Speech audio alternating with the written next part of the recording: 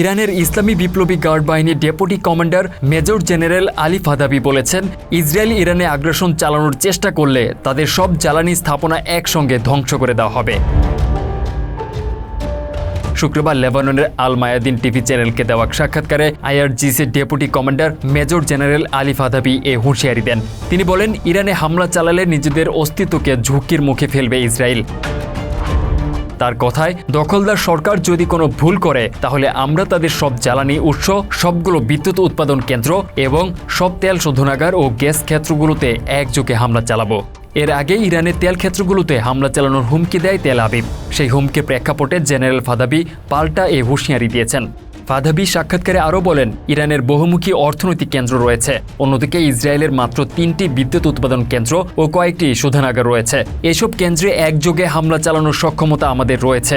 ফিলিস্তিনে ধারাবাহিক হামলা ও সম্প্রতি ইসরায়েল কর্তৃক লেবাননে হামলা চালিয়ে হিজবুল্লাহর প্রধান হাসান নাসরুল্লাহকে হত্যার পর মঙ্গলবার ইসরায়েলে প্রায় 2 শতাধিক ক্ষেপণাস্ত্র নিক্ষেপ করে ইরান। এর আগেও তাদের শীর্ষ ব্যক্তিদের ওপর হামলার অভিযোগ রয়েছে ইসরায়েলের বিরুদ্ধে।